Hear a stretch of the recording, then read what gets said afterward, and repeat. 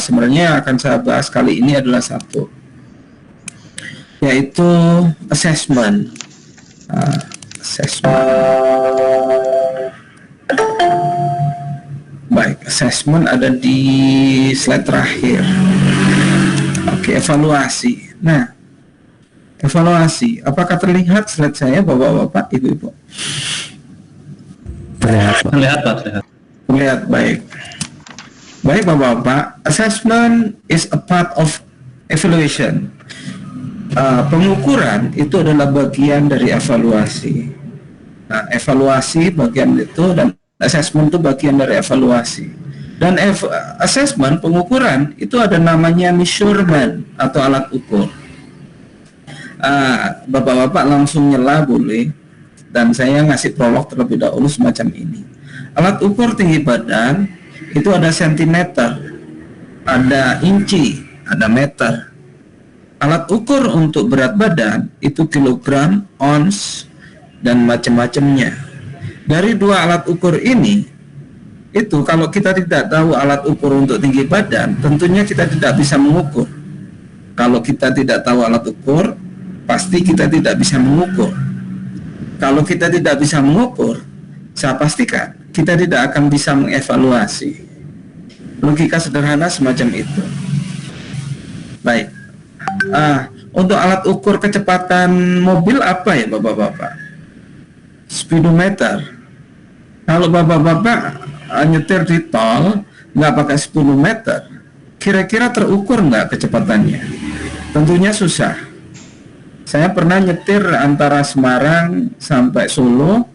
Waktu itu saya benar-benar panik karena keburu untuk nengok ibu saya. Tiba-tiba kecepatan, saya kira kecepatan cuma 100 km. Ternyata saya lihat speedometer sudah 160 km.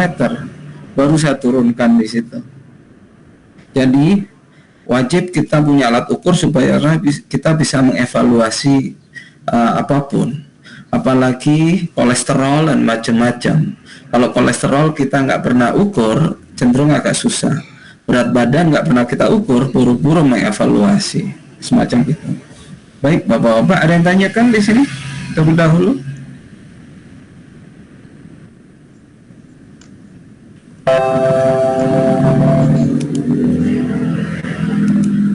Kira-kira terus pertanyaan saya, kita memulai sesuatu harus dari why dulu. Kenapa kita butuh evaluasi? Kira-kira Bapak-bapak ada yang mau memberi tambahan atau masukan?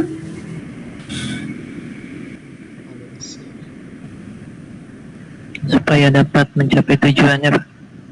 Baik, Bal. Berarti kita harus memiliki tujuannya. Baik, Bal.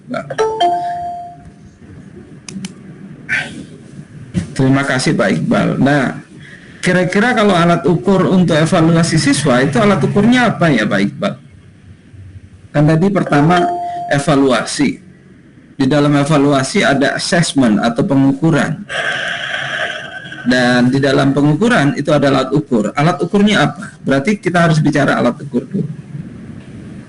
Kalau untuk peserta didik, alat ukurnya biasanya sih latihan soal mungkin, Pak. Soal, berarti kalau soal berarti levelnya kognitif ya? Iya, Pak. Padahal kurikulum 2013 itu berbasis proses atau afektif. Berarti yang terukur selama ini kognitif. Baik, untuk afektifnya kira-kira alat ukurnya apa ya? Bisa mungkin berupa wawancara, Pak, dialog gitu dengan siswa agar terukur pemahaman siswa itu sampai mana gitu, atau afektifnya seperti apa gitu sebetulnya. Baik, kalau TKJ kira-kira afektifnya apa? Karena ini kita berbasis keahlian. Kalau di TKJ itu biasanya selain pengetahuan ya keterampilannya juga ada prakteknya, Pak, ujian praktek gitu, uji kompetensi. Uji kompetensi. Jadi anak dipraktekkan sesuai dengan job sheet untuk semester itu gitu tujuan. Baik. Nah, pertanyaan saya, berapa kali kita harus mengukur? Kira-kira dalam suatu proses untuk mencapai tujuan, kita berapa kali cara mengukurnya?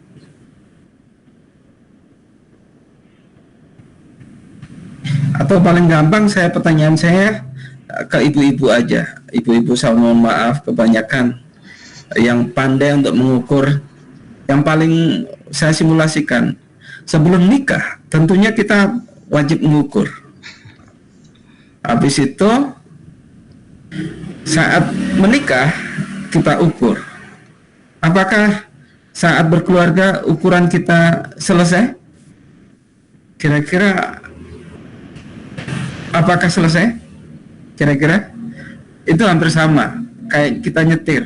Saya mau kemarin itu berangkat dari Palembang ke sini, dan alhamdulillah kemarin malam sampai ke Bandung. Sebelum berangkat itu saya ukur, saya harus berjalan berapa, di perjalanan juga saya ukur, sampai juga saya ukur. Jadi alat ukur itu sebenarnya ada 3 secara garis besar. Sebelum atau di awal, yang kedua adalah di tengah, dan yang ketiga adalah di akhir. Kalau kita ngukur di awal saja, kira-kira apa yang terjadi?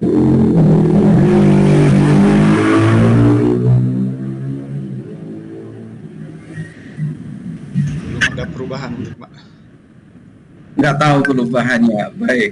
Kalau di tengah saja, Bapak-Bapak? Belum nyampe akhir gitu, Pak. Jadi nggak tahu perubahan.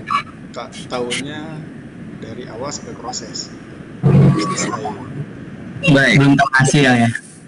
Gimana Pak Gitorolis?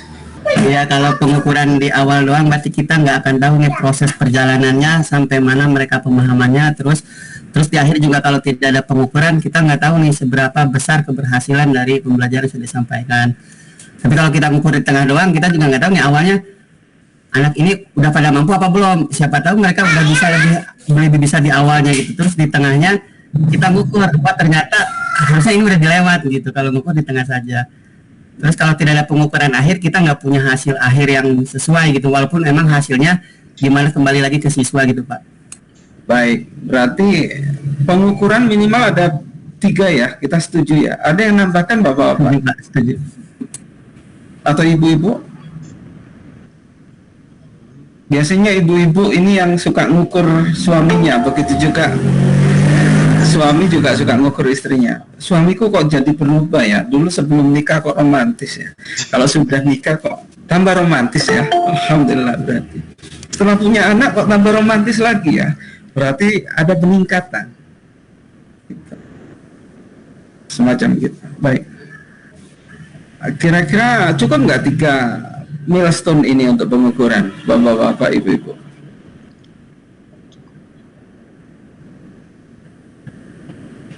Halo Bapak-bapak, Ibu-ibu, kayaknya nggak harus saya yang bicara. Cukup Pak. 3 pengukuran aja cukup sih Pak. Oh, gimana Pak Gito? Ya, gimana Pak Ridwan? Kalau kayaknya 3 di awal, tengah, akhir itu sama seperti proses input, proses dan output ya. Mungkin cukup juga Pak 3 metode ini gitu, di awal, di tengah, terus di akhir gitu. Walaupun mungkin nanti ada pengukuran berikutnya setelah ini, kita mungkin bisa diskusikan lagi sih. Kalau menurut saya 3 juga udah cukup Pak. Biasa mungkin yang dikerjakan awal dan akhir aja Pak. Awalnya dia seperti apa, kemudian akhirnya jadi apa gitu. Yang prosesnya itu suka kelewat, jadi awal dan akhir aja gitu biasanya. Tapi Kalau bapak nyetir, kira-kira wajib nggak ngukur setiap proses, atau cuman tengah, awal, dan akhir? wajib tengah-tengah. Baik, Tambahnya evaluasinya paling ya Pak. anak saya analogikan ya, dan Siap. ya tadi pagi itu saya tadi pagi memang capek bener Mbak, karena kemarin malam baru nyampe Bandung. Baik, saya kemarin itu dari Palembang, dari Martapura, dan saya bersyukur bisa ke sana. Kalau naik umum kayaknya takut banget, sehingga saya nyetir sendiri sama keluarga. Nah, kira-kira pertanyaan saya dari Palembang ke Bandung, kira-kira pertanyaan saya, apakah controlling itu di awal, di tengah, di akhir, atau cuma 3 itu aja? Ataukah selama perjalanan itu wajib saya ukur semuanya?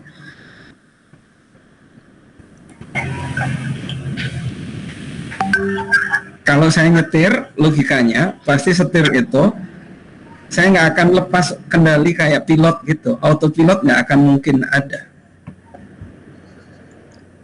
Bener nggak Pak Ridwan? Ya, selama perjalanan berarti Pak kalau kayak gini. Full berarti ya, full dari awal sampai full berarti. Awas sih. Bener Pak.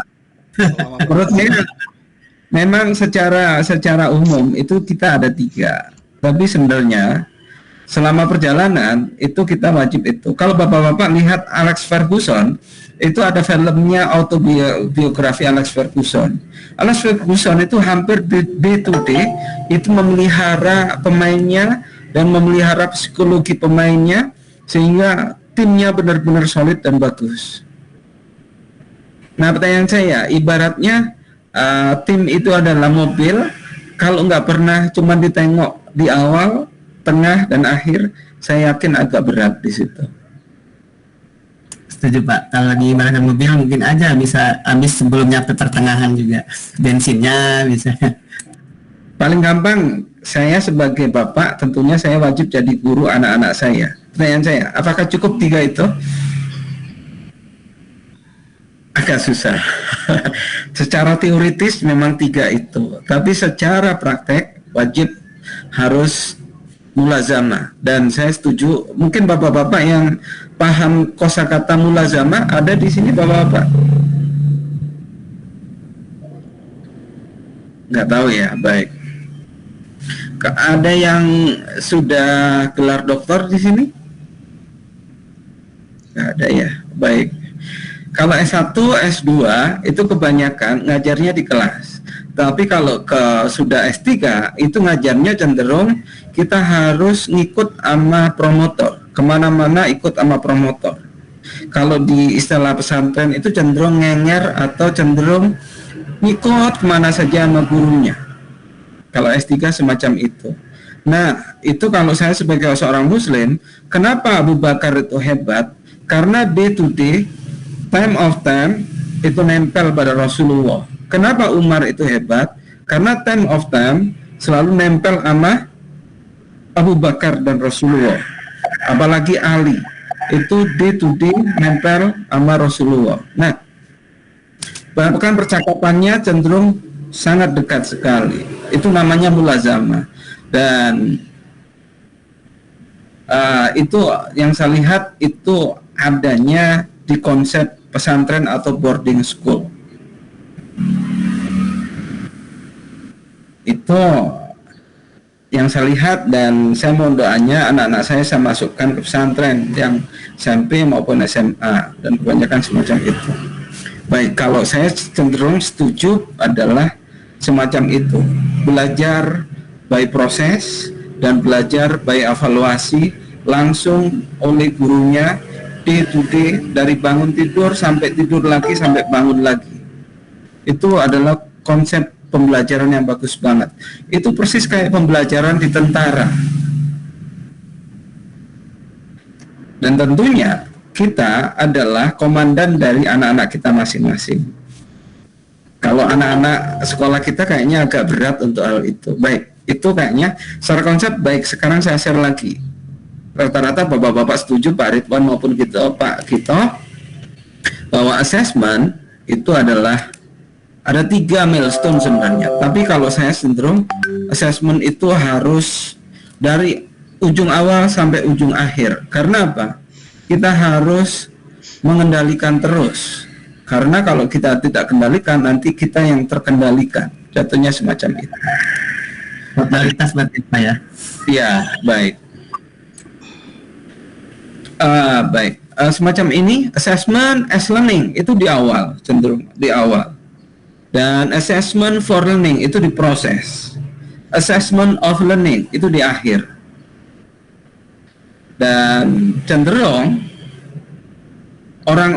saya sebagai orang muslim itu cenderung berbasis pada proses. 5 waktu itu adalah assessment kita masing-masing. yaitu subuh, itu assessment paling awal. Apakah benar kita memprioritaskan Allah daripada tidur kita? Habis itu duhur, habis itu asar, habis itu maghrib, habis itu isya, tidur lagi, habis itu bangun lagi. Itu assessment yang diajarkan, yaitu berbasis proses. Jadi ahsanu amala atau proses yang baik. Karena tadi kita di awal sudah setuju, proses yang baik itu belum tentu 100% menghasilkan kemenangan. Saya kasih contoh kemarin tadi, tim sepak bola sebagus apapun itu untuk 100% menang kayaknya impossible. 80% menang itu hebat pisan. Persis kayak prosesor kemampuannya 100% tidak akan dipakai 100%, pasti langsung cepat soak atau mati, pasti 80%. Kalau dalam matematika itu namanya berbasis okupansi. Okupansi maksimum yang disetujui di matematika itu adalah 80% atau 75%. Baik, ada yang tanyakan Bapak-bapak atau perlu nambahkan di sini?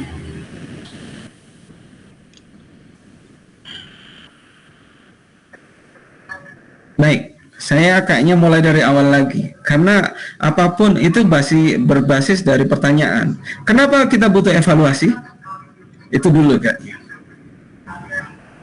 Pak Ridwan, atau Pak Kitorolis, atau Pak Dwi, atau Pak Heru, Bu Riki, Pak Riza. Untuk mengukur tingkat keberhasilan mungkin diperlukan evaluasi. Baik. Nah, pertanyaan saya, berarti tingkat keberhasilan atau tujuan tadi bukan bahwa Pak Muhammad Iqbal ya, saya lupa, bahwa kita harus punya tujuan. Nah, pernah nggak kita menanyakan ke anak-anak kita, tujuan kamu belajar di sini apa?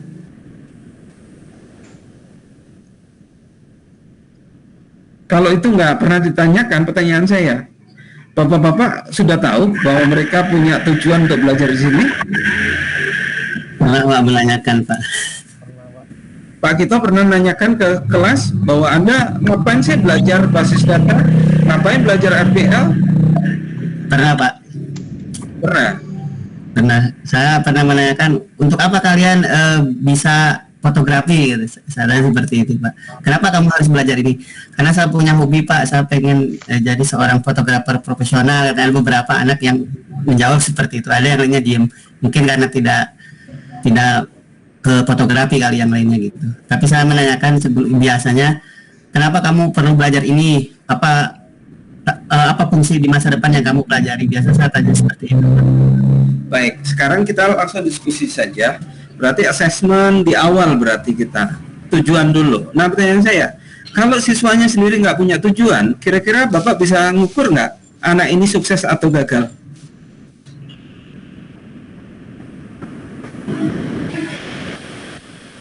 Nggak ada yang dituju soalnya jadinya. Agak susah. Kalau kita nggak ingin bertanding, saya pastikan kita untuk mengetahui anak ini kalah saja kayaknya nggak mungkin. Apalagi menang. Betul. Jadi kalau anak-anak sendiri nggak punya tujuan, saya pastikan untuk mengukur mereka itu kalah, kayaknya nggak mungkin. Apalagi untuk mengukur bahwa dia menang. Itu yang susah. Jadi pertanyaan saya, kalau kita nggak pernah mengatakan siswa kita, memastikan siswa kita punya tujuan belajar di kita, saya pastikan kita juga untuk mengukur dia finishnya sendiri juga nggak jelas, semacam gitu. Ada yang nambahkan Bapak-bapak, kita masih ngukur di awal terlebih dahulu. Ya, tujuan. Berarti salah satu pertanyaan, apa cita-cita kamu, apa tujuan kamu masuk jurusan ini, itu juga salah satu untuk kita tahu tujuan anak berarti ya Pak ya? Itu di awal. Kamu masuk ya, di awal sebelum pembelajaran. Persis kayak kita mau nikah. Kenapa kamu mau nikahin saya? Kenapa saya mau nikahin kamu? Kalau itu nggak terjawab, dengan saya melakukan pernikahan ini. Atau langsung nikah saja Pak itu Pak, saya mohon maaf. Waduh, itu sistem ta'aruf cepat kayak itu, Pak. Baik. Pak Salimin mungkin ada nambahkan Pak Salimin? Ada. Oke. Berarti pertanyaan saya, wajib nggak setiap saat kita belajar punya tujuan? Wajib, Pak. Wajib, wajib. Wajib. Kalau kita nggak punya tujuan, habis itu kita melakukan sesuatu, kira-kira pertanyaan saya, bisa nggak saya ngukur sukses atau gagalnya? Nggak bisa. Susah. Nggak bisa. Terus pertanyaan saya, Bapak-bapak, itu saya ibaratkan kita adalah siswa kita. Kita nggak punya tujuan, terus kita punya mobil Ferrari, difasilitasi sama orang tua kita. Terus pertanyaan saya, mobil Ferrari ini untuk apa?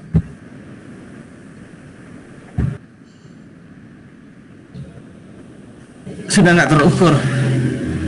Saya pastikan. Jadi paling mendasar di pendidikan itu motivasi. Paling mendasar di pendidikan itu motivasi. Kalau di dalam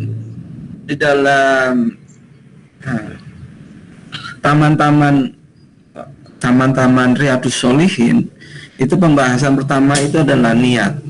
Jadi kalau kita niatannya udah nggak benar, saya pastikan proses sebagus apapun tidak benar. Jadi motivasi itu menurut saya adalah paling penting. Jadi pertanyaan saya, motivasi itu adanya di pikiran atau di hati? Di hati mungkin. Di hati. Di hati. Apakah bisa digantikan oleh intelligent tools, smart tools? Enggak, Pak, nggak bisa. Nggak bisa. Jadi pertanyaan saya, inilah peran utama seorang guru atau seorang ayah. Masalah dia nanti tercapai atau enggak, seorang ayah adalah manusia yang memiliki hati yang harus memberikan niatan yang hebat pada anak-anak kita. Jadi pertanyaan saya, pertemuan pertama itu menurut saya adalah pertemuan yang wajib, bagus. Dan pertemuan pertama itu harus memberikan contoh-contoh atau motivasi yang kuat untuk siswa itu memperjuangkan tujuannya. Kalau mereka sudah memiliki motivasi besar, saya yakin kalau nggak punya laptop pun mereka tetap mau belajar. Kalau bapak-bapak saya yakin pernah ngerasakan nggak punya bola basket pun kalau sudah kepingin main basket, minjem pun oke. Saya yakin itu. Baik. Jadi assessment di awal ini sangat penting menurut saya. Ada yang nambahkan bapak-bapak? Pak Salimin, Pak Heru? Mohon maaf Pak, izin bertanya dan menambahkan. Iya Pak Edeng, alhamdulillah Pak Edeng. Gimana? Ini Bapak, di lapangan kan memang kondisinya ada yang sudah termotivasi, ada yang belum juga. Barangkali bagaimana cara kita bisa atau menangani ketika dalam tanda petik ada anak tersesat loh Pak. Jadi kayak tadi itu kayak Pak Gito itu ada anak misalkan masuk multimedia. Nah begitu dia merasakan 1 minggu pembelajaran, kok saya tersesat nih kayaknya nih, salah jurusan nih kayak gitu. Kan otomatis dia ngedown Pak, dia tidak termotivasi gitu. Nah ini bagaimana penanganannya Bapak gitu. Terima kasih ya Pak. Baik Pak. Sebelum, kalau saya jawabnya dengan pengalaman dan kemampuan saya saja, kayaknya saya memberi kesempatan ke bapak-bapak yang lainnya mungkin bisa memecahkan solusi permasalahannya Pak Adem Ahmad.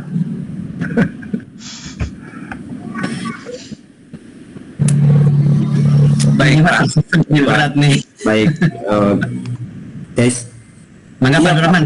ya. Pak Rahman, Sedikit menambahkan permasalahan dari Pak Adeng. Mungkin saya pernah mengalami hal seperti itu. Yang pertama, saya sebagai wali kelasnya gitu, anak ya gitu. anak itu tidak mau dijurusan, ya. Boleh boleh nggak lihat muka Bapak? Boleh Pak. Silakan Pak. Mohon maaf, ini sinyalnya kurang bagus gitu. Terlalu tampan Pak. Oke. Iya Pak. Malu beliau. Ya jadi apa namanya, saya pernah mengalami hal seperti itu. Saya coba untuk ngasih arahan ke anak, coba kamu 1 minggu, dia coba 1 minggu, dia masih ngeyel pengen pindah, coba juga 1 bulan.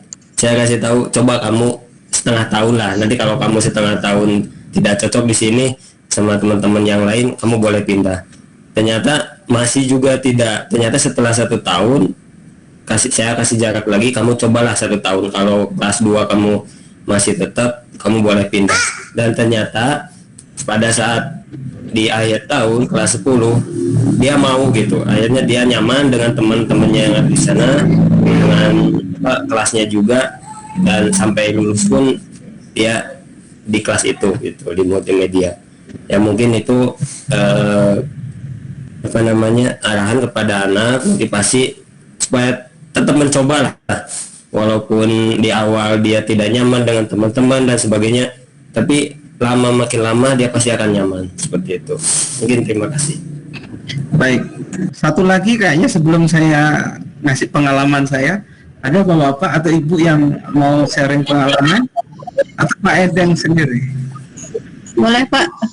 Ya, Kasih. Bu Desi, mangga Bu Desi. Terima kasih Pak. Ya mungkin kalau pada saat portasi gitu ya, pada awal masuk sekolah di kejuruan, kebetulan di tempat saya ada 4 jurusan. Nah di situ pasti kan anak-anak udah dikumpulin dulu, yang sebelumnya memang sudah awalnya memilih jurusan, lalu tes jurusan. Nah di tahap awal lulus dia bisa melanjutkan. Lalu ada pengenalan masing-masing kepala jurusan kepada seluruh siswa. Itu umum, dari 4 jurusan itu kepala jurusan menjelaskan kalau jurusan A seperti ini, B seperti ini, dan sebagainya.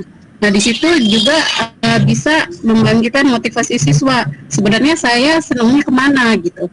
Dan di situ setelah itu masih ada tes lagi, yaitu wawancara antara siswa dan orang tua. Di situ klop antara orang tua dan siswa mendukung atau tidak gitu untuk anaknya ngambil jurusan itu. Terima kasih Kak. Baik, terima kasih, banyak metode ya. Baik. Dan ternyata di perguruan tinggi juga sama Bapak-bapak. Dan itu pun anak yang IQ tinggi di UPI itu dia keterima di ITB, keterima di jurusan bagus, terus masuk Ilkom. Ternyata dia dipaksa oleh orang tuanya. Banyak kasus semacam itu. Nah, ternyata itu jadi konflik Pak Edeng.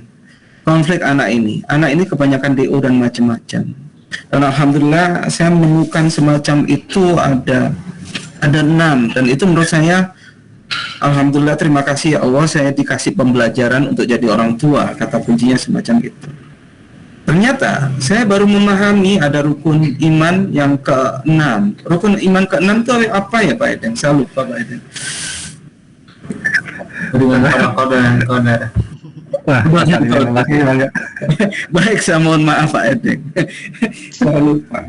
Kodar dan kodar. Dan pertanyaan saya, ternyata cara memotivasi saya cuma sederhana. Apakah kamu bisa memilih kamu jadi laki-laki? Tidak. Apakah kamu bisa memilih kondisi saat ini kamu ada di sini? Tidak. Terus orang-orang hebat itu rata-rata menerima keadaan menjadi sesuatu yang hebat, ataukah lari dari keadaan habis itu bisa hebat? Ternyata orang-orang hebat itu menerima keadaan apapun adanya supaya dia hebat.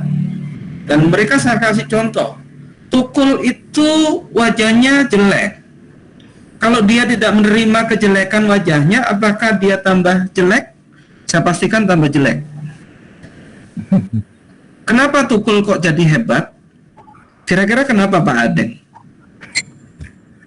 Karena menerima Pak, menerima apa yang keadaan dan dia mensyukuri kejelekannya.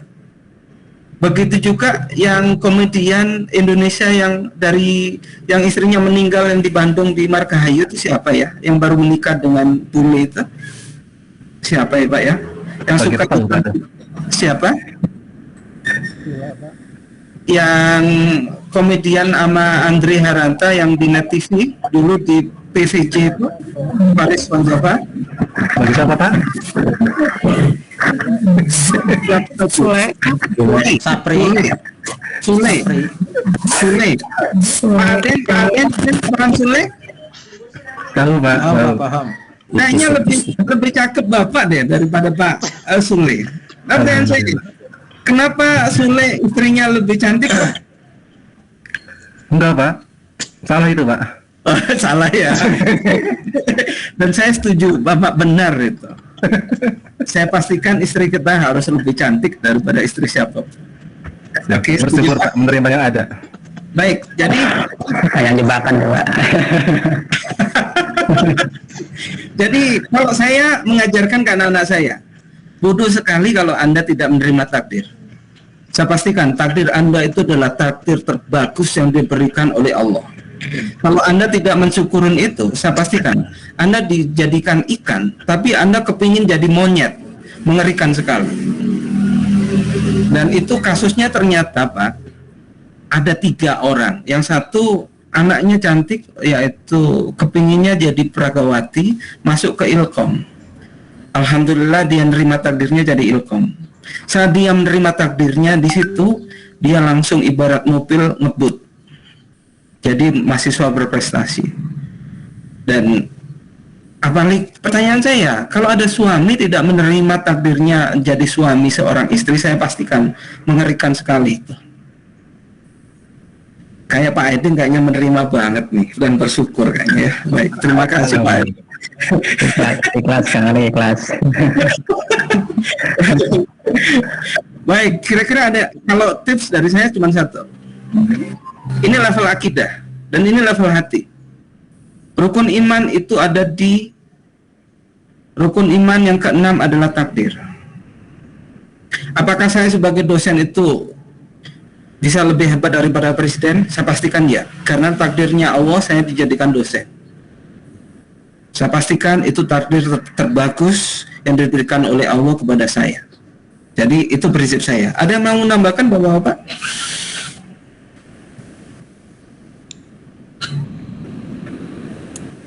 Ya Pak, dari tadi yang Bapak sharing itu hampir sama dengan yang terjadi di sekolah Pak.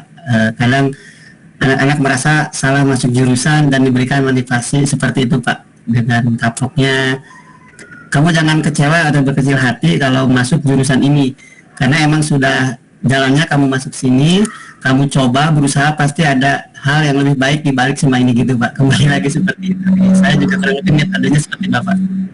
Setuju Pak. Dan saya ngajarkan ke anak-anak saya ke Ilkom. Saya tanya ke anak-anak Ilkom saya, apakah Anda mahasiswa Ilkom UPI itu jaminan sukses? Tidak. Apakah mahasiswa ITB itu jaminan sukses? Tidak. Apakah mahasiswa swasta yang tidak terkenal itu jaminan sukses? Tidak. Ternyata banyak sekali mahasiswa swasta yang nggak terkenal malah menjadi sukses hebat. Kenapa? Karena mereka memiliki cita-cita besar. Mereka menerima takdirnya untuk sekolah di apa adanya dan dia berani memperjuangkan tujuannya, yaitu takdirnya yang diberikan oleh Allah.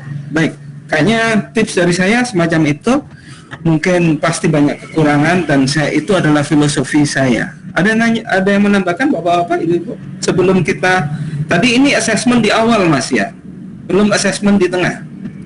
Baik, ada yang tanyakan Bapak? Pak Muhammad Yasin? Paling sedikit sharing juga Pak Juli dan teman-teman. Memang sekarang juga beberapa hari ke depan ini di sekolah kami khususnya memang sedang melakukan PPDB Pak ya, penerimaan peserta baru, mungkin sama juga di teman-teman sekolah yang lain. Terkadang memang apa Pak ya, terkadang saya hadapi calon siswa baru itu, kalau misalnya saya utarakan, kenapa nak kamu masuk SMK Putra Bangsa, kenapa nak kamu masuk jurusan multimedia gitu Pak ya. Beberapa memang yang muncul atau yang keluar dari mulut apa suara dari anak-anak kan memang sudah kewajiban kita Pak sebagai anak sekolah belajar gitu Pak. Jadi memang berangkat dari mohon maaf gitu Pak, dari rumah pun mungkin kurang di tanamkan pupuk gitu, rasa tanggung jawab. Memang sekolah ini kamu harus punya tujuan gitu. Jadi yang memang terkadang itu anak-anak biasanya Pak itu melihat apa sih fasilitas, biasanya Pak tolak ukur dia ini masuk ke sekolah gitu, fasilitas apa eskulnya dan lain sebagainya. Tapi untuk melihat mutu dari sekolah tersebut mungkin nomor sekian gitu Pak. Ini yang mungkin yang terjadi untuk di daerah saya gitu Pak, di Depok gitu ya.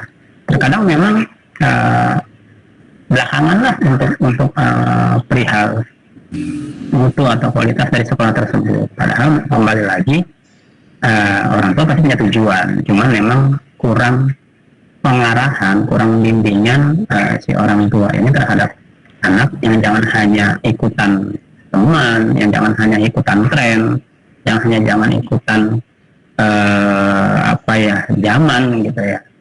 Kalau enak nih multimedia, gambar gitu, pada esensinya ya tetap yang namanya pendidikan ya harus dilakukan dengan penuh rasa tanggung jawab. Mungkin tadi di awal pagi itu ya Pak Budi itu luar biasa.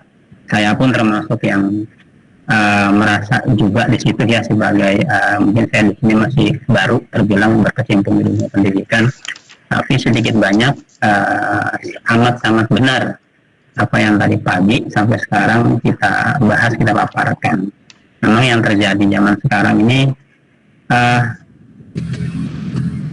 luar biasa gitu Pak Budi, perbedaan gitu ya mungkin saya alami waktu saya duduk di bangku sekolah dengan yang sekarang itu memang luar biasa sekali perubahan karakter, perubahan moral dari sudut pandang ini sebagai siswa gitu Pak. Itu mungkin sedikit kayak tadi mungkin masalah pindah jurusan entah bagaimana sebagainya. Dan saya juga pernah mendapati Pak, setiap tahun itu pasti ada aja, padahal mungkin kalau dikatakan sekolah kami sekolah umum gitu Pak, tapi setiap tahun itu Pak Budi dan teman-teman ada saja yang bisa dikatakan itu ABK gitu Pak, mohon maaf, anak berkebutuhan khusus. Nah di situ kita pasti Pak selalu terkendala Pak dengan kondisi anak yang memang seperti itu. Di satu sisi kita kasarnya kita tolak, juga bagaimana kita terima, tapi kita masalahnya sekolah umum gitu dengan kurikulum yang berlaku, sedangkan mungkin kalau sekolah yang mohon maaf untuk ABK kan memang ada, tapi di lapangan terkendala memang kadang-kadang kita sebagai guru yang tadi Pak harus benar-benar super luar biasa menyikapi hal-hal yang sedemikian rupa gitu Pak.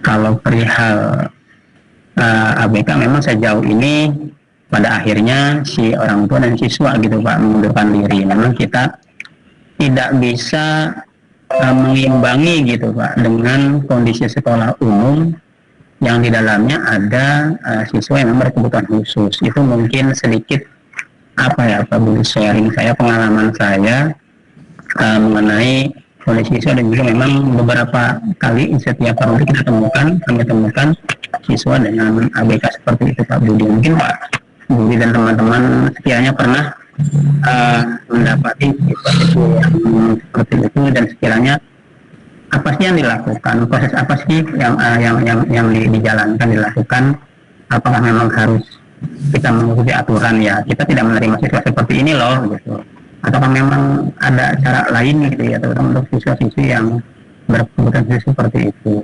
Dibilang normal yang memang kita agak kesulitan komunikasi, dibilang ABK, tapi ya mohon maaf itu kayak anak-anak pada umumnya gitu Pak Budi. Jadi itu mungkin sejauh ini yang paling rada sedikit apa ya, berat gitu ya buat kami khususnya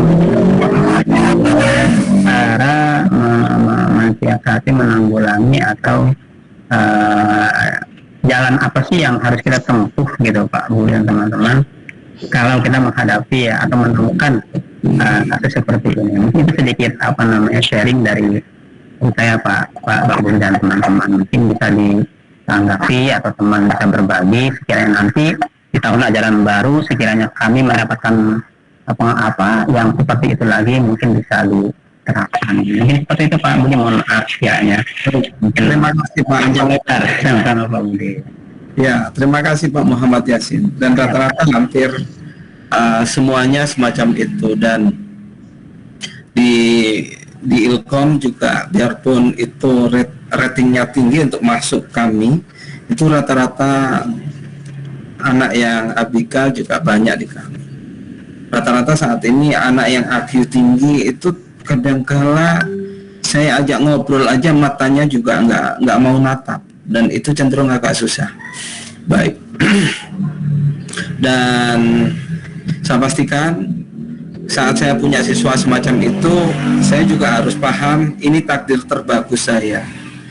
Dan pertanyaan saya, kebanyakan di kita itu, saya kayaknya curhat saja ke bapak-bapak, apakah sama juga ya?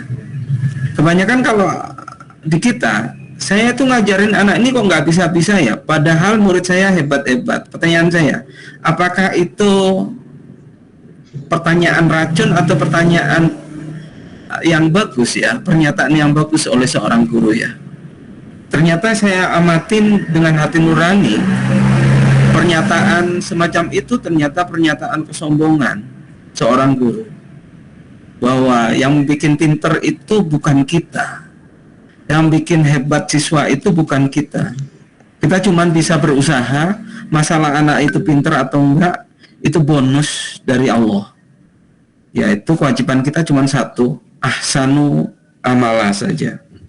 Kalaupun memang benar Bapak dikatakan sebagai seorang guru yang hebat, tentunya nabi-nabi itu orang-orang hebat semuanya, tentunya anaknya pasti hebat-hebat semua. Ternyata nabi-nabi anaknya nggak hebat semua. Nabi apa ya Pak Aden yang anaknya durhaka itu Pak Aden? Ada banyak Pak. Nabi apa namanya itu, Nabi Nuh itu juga durhaka. Istrinya juga hebat ya? Nah, kalau istrinya itu Nabi siapa ya? Nabi Lot. Nabi Lot ya. Nabi Lot. Oh gitu. Saya nggak tahu Nabi Lot yang kaum Sodom itu kalau nggak salah. Iya salah. Dan kesombongan yang bikin hancur kita sebenarnya para guru itu cuma satu. Murid saya itu hebat-hebat, kamu saya ajarin kok nggak bisa-bisa. Itu menurut saya adalah kata-kata sombong. Dan itu mengerikan untuk seorang guru. Kayaknya masukan pertama kali saya itu. Dan kebanyakan saya nanya ke bapak-bapak, kira-kira supaya kita jadi bapak yang hebat, anak kita hebat, kira-kira tipsnya bagaimana?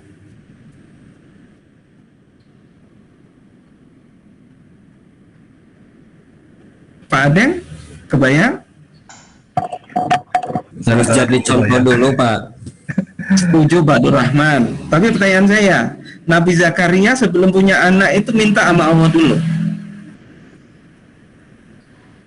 Nabi Ibrahim supaya anak-anaknya hebat, Nabi Ibrahim ngapain Pak Aden? Nabi Ibrahim meminta kepada Allah putranya Nabi Ismail dan Ishak itu. Bahkan Nabi Ibrahim di Al-Baqarah di ayat-ayat pertama mengatakan, ya Allah, kamu akan saya jadikan pemimpin umat. Terus Nabi Ibrahim jawabannya ke Allah gimana? Begitu juga untuk anak cucuku. Terus jawabannya Allah bagaimana? Ya, untuk anak cucumu, tapi tidak berlaku untuk kaum yang dolim. Nah, sehingga buah dari doanya Nabi Ibrahim itu adalah sampai Nabi Muhammad, semacam itu. Nah, pertanyaan saya, Kenapa Bapak amatin rata-rata profesor-profesor yang hebat? Apakah anaknya hebat? Selalu, tidak selalu. Belum tentu. Tidak selalu. Apakah kiai yang hebat anaknya selalu hebat? Tidak selalu. Tidak selalu. Dan kebanyakan bapak yang kuat hatinya, ibu yang kuat hatinya untuk berdoa minta kepada pemilik anak itu, kebanyakan supaya motivasinya bagus, itu adalah kekuatannya di hati. Karena motivasi itu bukan tapi di hati. Hanya itu saja untuk yang di assessment di awal, yaitu penetap tujuan. Dan saya mohon doanya bapak-bapak, semoga saya jadi bapak yang benar. Kata kuncinya itu aja dulu. Amin ya Allah. Amin ya Allah. Dan saya kadang-kadang malu sama pegawai administrasi, cenderung merasa tidak bisa apapun sehingga minta dan ketergantungannya pada pemilik yang sesungguhnya itu benar-benar serius. Beda halnya sama orang yang kadang-kadang ngerasa pintar sehingga ngerasa bisa mendidik anaknya supaya hebat. Itu kebanyakan tergelincir ngerasa pintar padahal tidak pintar. Itu kayaknya pengalaman hidup saya. Saya mohon maaf, semoga kesombongan di saya hilang dan saya selalu bergantung pada pemilik anak saya dan pemilik siswa-siswa saya, dan harapan saya semoga motivasi mereka hebat. Assessment di awal adalah motivasi. Gitu. Baik, sebelum saya tutup di motivasi, habis itu ke proses, ada yang perlu diskusikan Bapak-bapak?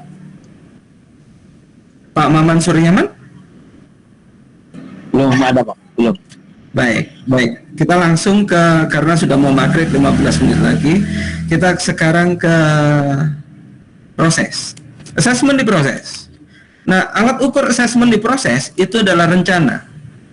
Assessment for learning. Nah, pertanyaan saya bapak-bapak. Saya balik lagi. Kalau bapak-bapak siswa kita tidak punya planning, kira-kira bisa nggak mengassessment prosesnya?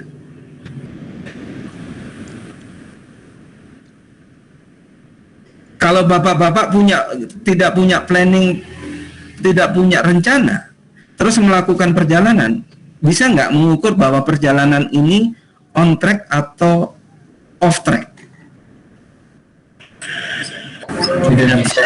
Bisa. Jadi kewajiban kita sebenarnya assessment adalah ngajarkan ke mereka, masih siswa kita, satu, tolong nak, kamu mau apa belajar di sini, tolong bikin rencanamu, kapan kamu lulus, terus kamu mau belajar apa, saya cuma fasilitas. Kalau metode saya selalu ngajarkan, pamela saya ngajar basis data, tolong ini silabus yang saya kasih, silakan membuat silabus sendiri. Apakah Anda mau lulus setengah semester, 1 semester, atau ngulang 2 kali? Mangga, silakan. Jadi yang ingin lulus itu bukan dosennya, tapi siswanya. Sehingga mereka saat mereka punya rencana, tentunya dia bisa mengevaluasi di proses. Ini saya sampai UTS ini apakah sudah on track atau off track? Ada yang mau menambahkan bapak-bapak? Saya kasih contoh, saya mohon maaf, tolong dievaluasi. Saya ngajarkan ke anak saya yang laki-laki semenjak umur 12 tahun. Nah, kamu nanti umur 24 tahun harus menikah. Kira-kira nanti itu selalu harus saya tanamkan ke kepalanya. Kira-kira nanti dia harus mengukur nggak? Umur 20 harus ngapain? Mengukur Pak dia, punya ukuran jadinya. Karena ada tujuan 24 harus menikah. Kira-kira kalau umur 24 dia saya minta untuk nikah, kira-kira umur 20 dia harus ngapain, Pak? Pekerjaan, sudah punya pekerjaan bisa. Harus punya pekerjaan, punya mobil, punya rumah dan macam-macam. Iya, punya target. Pasti harus punya target. Kalau dia sudah kepikiran masalah punya rumah, kira-kira kepikiran nggak Pak main game semacam itu? Maaf, bisa dilewat Pak yang begitu. Atau saya kasih gambaran bapak-bapak. Nah, kamu nanti nikah umur 40 saja, anak laki-laki. Kira-kira apa yang terjadi? agak santai kali Pak ya. Halnya dia Pak. Iya. Umur 25, usia emas seorang pemuda itu umur 20-an. Kira-kira umur 20 dia akan ngapain kalau saya minta nikah umur 40? Kira-kira apa ya, Pak Kito? Pak Hai hanya melakukan hal yang karena targetnya masih lama, di 20-an dia akan lebih banyak main, nge-game, sesuatu hal yang tidak langsung ke targetnya Pak, karena target nikah tanggung jawabnya masih lama, berpikirnya seperti itu Pak. Baik, jadi saya ngasih gambaran semacam itu. Dan kayak kasus haji kemarin, saya minta anak-anak saya, ini haji sudah di Bandung sendiri, kamu tuh harus kalau daftar sekarang maka berangkat umur 2041. Kamu harus daftar sekarang, saya bilang gitu. Pada waktu SMA. Nah, pertanyaan saya, pasti kepikiran hal-hal semacam itu. Jadi seorang pemimpin itu wajib mengasih tahu ke masa depan. Dan pertanyaan saya, orang yang paling cerdas itu kayak gimana? Adalah yang pintar melihat masa depan. Pak Edeng, saya nanya lagi, kayaknya teman bicara yang paling enak Pak Edeng. Oke. Alhamdulillah. Pak Edeng, Frekuensi kayaknya Pak. apa buktinya orang cerdas itu bisa melihat masa depan? Karena seorang pemimpin itu bisa melihat masa depan sehingga mempersiapkan ke masa sekarang. Setuju Pak Edeng? Kalau ciri-ciri orang cerdas yang muslim, Pak Edeng seorang muslim? Baik. Iya Pak. Kalau kata Rasul saya, orang yang paling cerdas itu yang bagaimana ya Pak Edeng? Orang yang celaka itu kan orang yang hari ini lebih buruk daripada hari kemarin. Kemudian orang yang apa namanya, yang sukses itu adalah orang yang hari ini lebih baik daripada hari kemarin. Baik, Pak Ridwan, kata Rasul saya, orang yang paling cerdas itu para alat ukurnya apa? Asesmennya apa?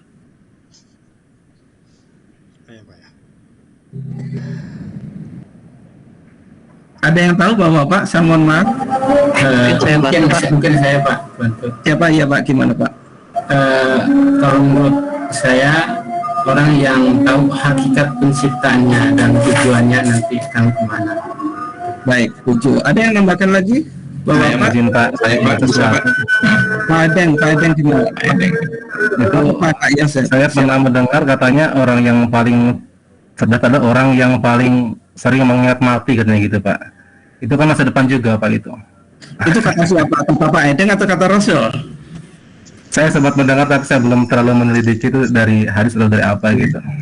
Baik, ada yang lagi? Nambahkan satu lagi? Baik, kalau kata Rasul itu adalah orang yang cerdas, itu selalu benak kematian itu ada di depan matanya, selalu mengingat kematian. Karena pertanyaan saya, kematian itu pasti tujuan yang akan kita hadapi. Dan otomatis kalau kita sudah memiliki tujuan kematian, saya yakin kita harus mempersiapkan semacam itu. Baik, padahal kayak UTS UAS itu cuman tujuan jangka pendek saja. Kalau bapak-bapak ingat kematian, saya yakin persiapannya jauh lebih hebat daripada nggak ingat semacam gitu. Kenapa anak-anak kita mabuk? Karena dia nggak yakin kematian.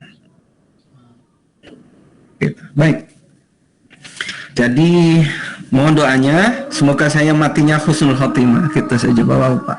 Amin. Saya doakan Bapak-bapak. Baik, saya mohon maaf untuk yang non-Islam. Keyakinan kami adalah orang yang paling cerdas itu adalah orang yang selalu mengingat kematian. Jadi kalau bapak-bapak ngajar siswa dan ingat kematian, saya yakin mau macam-macam ke anak-anak kayaknya juga mikir. Ya. Itu bagian dari assessment. Nah, pertanyaan saya nanti di assessment alam kubur, saya semoga kita pertanyaannya mudah dan bisa jawab gitu saja. Gitu ya. Baik bapak-bapak, ini sudah maghrib, kita lanjutkan besok saja. Untuk materi berikutnya pembelajaran abad 21 masih banyak bab yang bisa saya share Dan sebelum kita tutup, ada yang mau nambahkan? Kita dari assessment, masih assessment di awal proses. Nanti untuk besok pagi kita bahas assessment di akhir. Dan kita besok diskusi cenderung pembelajaran abad 21 ke inti materinya. Baik, sebelum kita tutup, ada yang mau diskusikan Bapak-Bapak?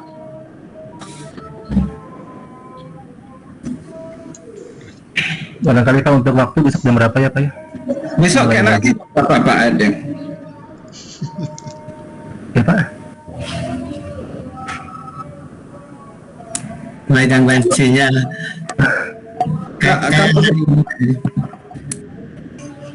Kalau saya usul jam 7 atau jam 7.30, Pak. Mangga ikut saya Pak. Ikut saja. Bagaimana Bapak? 7.30. 7.30 ya? 7.30 Pak. Baik, atau jam 7, langsung 3 jam gitu.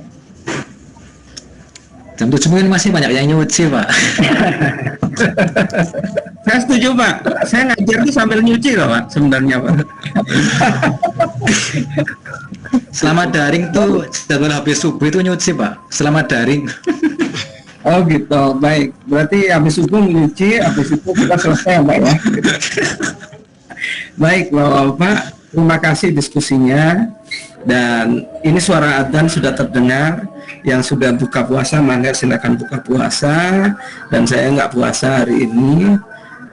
Sampai ketemu besok jam 7.30. Saya mohon maaf, terima kasih. Assalamualaikum warahmatullahi wabarakatuh.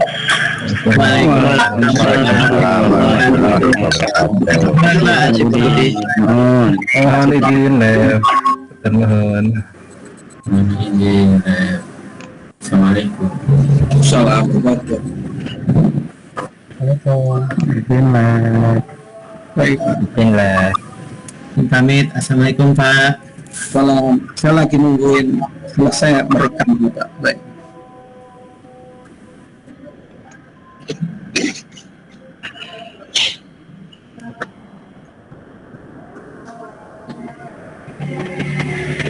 Oke. Baik, saya pamit Bapak. Assalamualaikum. Waalaikumsalam warahmatullahi wabarakatuh.